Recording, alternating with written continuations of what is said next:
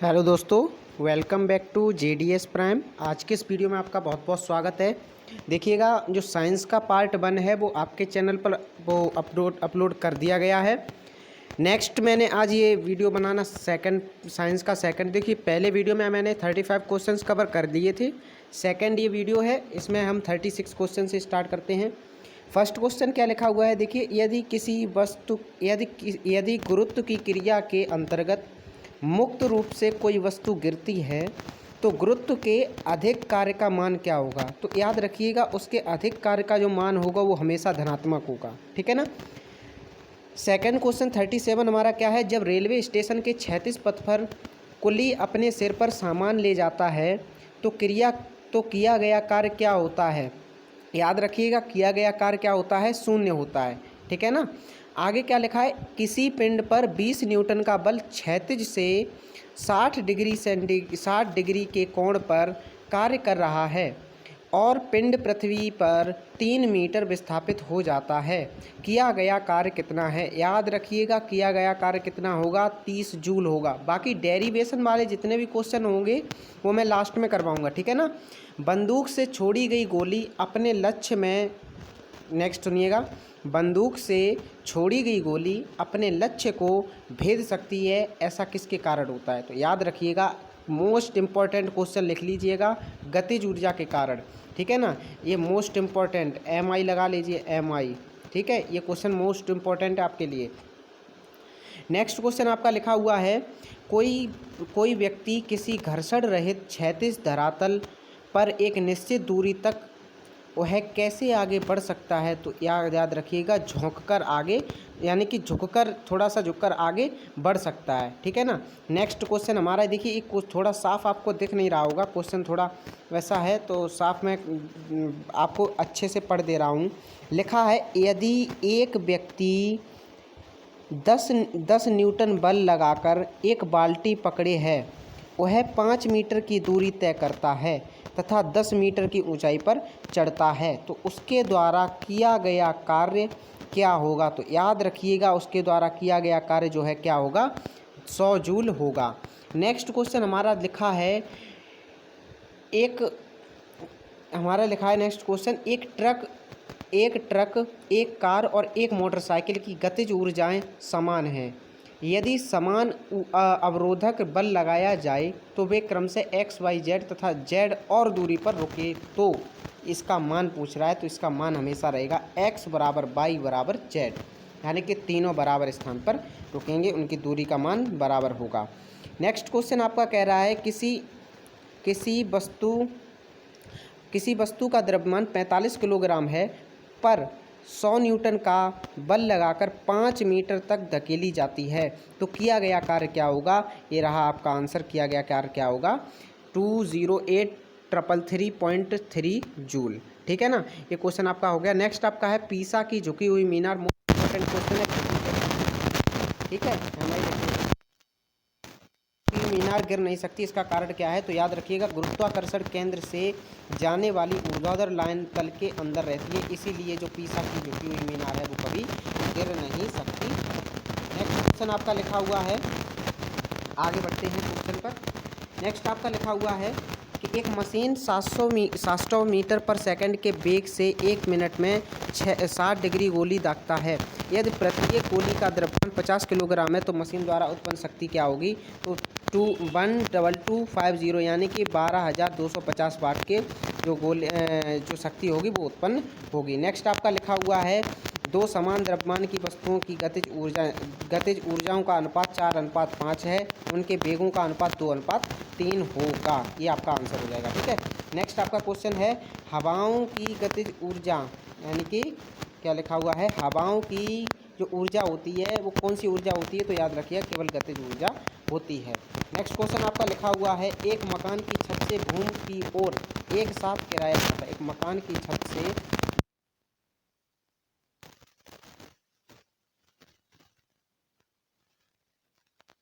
गतिज ऊर्जा जो है भूमि पर पहुंचने के बाद अधिकतम होगी। नेक्स्ट आपका क्वेश्चन है, अगर कोई वस्तु वृत्तीय पथ गति करता है तो अभिकेंद्री बल द्वारा किया गया कार्य क्या होगा। तो याद रखिएगा, अभिकेंद्री बल द्वारा किया गया कार्य 0 होगा। नेक्स्ट आपका क्वेश्चन है घड़ी की स्प्रिंग में संरक्षित ऊर्जा होती है, तो याद रखिएगा घड़ी की स्प्रिंग में संरक्षित जो ऊर्जा होती है वो कौन सी होती है? स्थितिज ऊर्जा। ठीक है, नेक्स्ट बढ़ते हैं हम। कौन सा ऊर्जा का स्वच्छतम स्रोत या संसाधन है? तो याद रखिएगा ऊर्जा का स्वच्छतम उसका स्रोत संसाधन जो है प्राकृतिक गैस है। नेक्स्ट आपका क्वेश्चन है गतिज ऊर्जा निर्भर करती है, तो याद रखिए गतिज ऊर्जा गतिशील वस्तु के द्रव्यमान और वेग पर निर्भर करती है।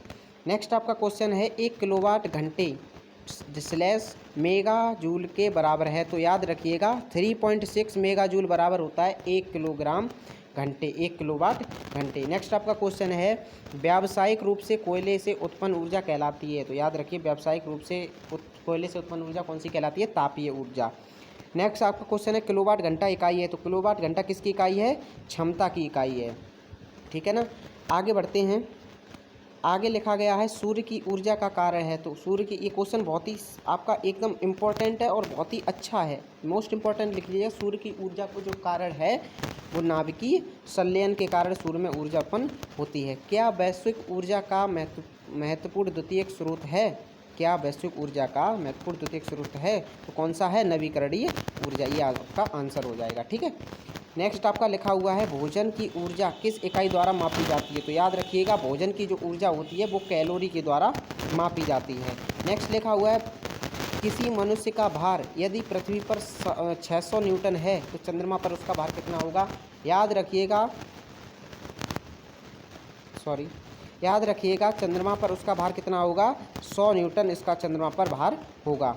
नेक्स्ट आपका क्वेश्चन है मानव शरीर का भार होता है, तो मानव शरीर का भार जो अधिकतम होता है वो ध्रुवों पर अधिकतम होता है। चलिए नेक्स्ट आते हैं। नेक्स्ट आपका क्वेश्चन नंबर 61 क्या कहता है?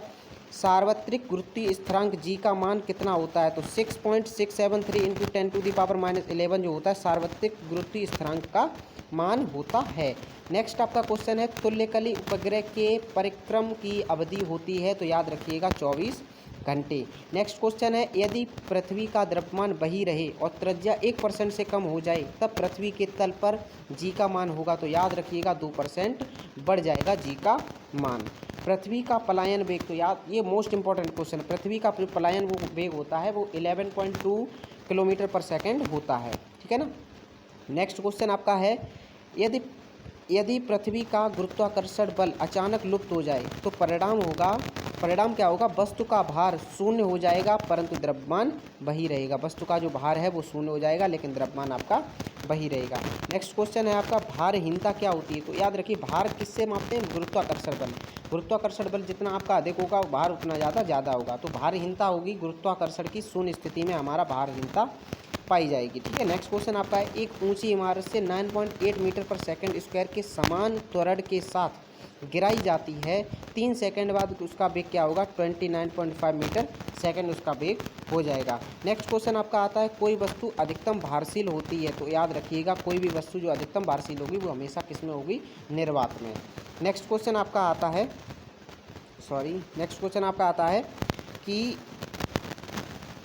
कि जो दो गेंदें जिनका द्रव्यमान भिन्न है को ऊपर की तरफ से फेंकी जाती हैं जिनकी प्रारंभिक चाल समान है, इनमें से कौन सी गेंद अधिक ऊंचाई तक पहुंचेगी? तो याद रखिएगा जिनकी प्रारंभिक चाल समान है और द्रव्यमान अलग अलग है ऊपर से फेंकी जाती है तो हमेशा दोनों गेंदें जो है समान ऊंचाई पर पहुंचेंगी। नेक्स्ट क्वेश्चन आता है यदि कोई खिलाड़ी ऊपर की ओर 29.4 मीटर पर सेकंड के प्रारंभिक वेग से गेंद फेंकता है तो ऊपर की ओर फेंकी गई गेंद की त्वरण की दिशा क्या होगी? तो याद रखिएगा त्वरण की जो दिशा होगी वो नीचे की ओर होगी लेकिन गेंद जो होगी वो ऊपर की ओर जाएगी। नेक्स्ट क्वेश्चन आपका आता है चाल वेग की परिभाषा से कैसे संबंधित है? तो चाल जो होती है वो बड़ा होता है किससे? वेग से। ठीक है, याद रखिएगा। नेक्स्ट क्वेश्चन आपका आता है वायुमंडलीय हवा पृथ्वी पर रखी जाती है, तो वायुमंडलीय हवा पृथ्वी पर किसके द्वारा रखी जाती है? गुरुत्व के द्वारा। नेक्स्ट आपका क्वेश्चन आता है लिफ्ट में मनुष्य का भार उसके वास्तविक भार से कम तब होता है जब लिफ्ट त्वरण के साथ नीचे की ओर आती है, तो याद रखिए जब लिफ्ट, वैसे भी सभी लोग कहते हैं जब लिफ्ट नीचे की ओर आती है तो हमेशा मनुष्य का जो भार होता है वो घटता है और ऊपर की ओर जाती है तब उस मनुष्य का भार बढ़ता है। ठीक है ना। आगे क्वेश्चन है भू स्थिर उपग्रह का क्रांतिक काल या परिभ्रमण काल कितना होता है? तो याद रखिएगा 24 घंटे इसका परिभ्रमण काल होता है। नेक्स्ट क्वेश्चन आपका आता है धरती की सतह से भू स्थिर उपग्रह की ऊंचाई क्या होगी, तो 36,000 किलोमीटर होगी। भू स्तर उपग्रह की धरती की सतह से जो ऊंचाई होगी वो 36,000 किलोमीटर होगी। नेक्स्ट आपका क्वेश्चन आता है धरती पर वायुमंडलीय वायु की स्थिति का कारण है। तो धरती पर वायुमंडलीय स्थिति का जो कारण है वो गुरुत्वाकर्षण बल है। क्या है? गुरुत्वाकर्षण बल, ये आपका लिखा हुआ है। ठीक है, गुरुत्वाकर्षण के नियम को किसने परिभाषित किया, तो सभी को पता होगा भाई गुरुत्वाकर्षण के नियम को किसने परिभाषित किया, न्यूटन ने।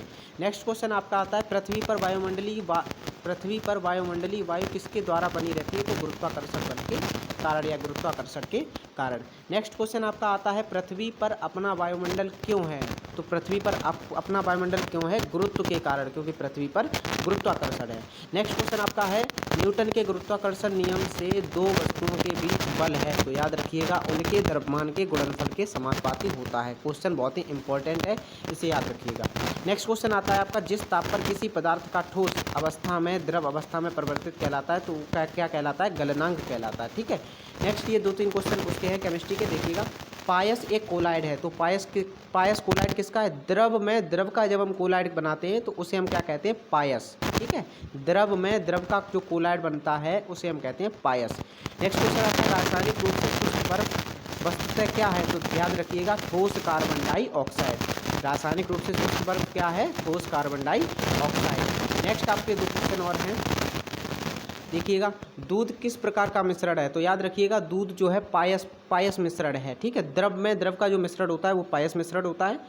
नेक्स्ट आपका क्वेश्चन है पाश्चुरीकरण संबंधित है, तो पाश्चुरीकरण जो है दुग्ध के निर्जमीकरण के से संबंधित है। पाश्चुरीकरण जो है दुग्ध के निर्जमीकरण से संबंधित है। तो ये रहे आपके 50 क्वेश्चन, आज मैंने कंप्लीट करा दिए हैं।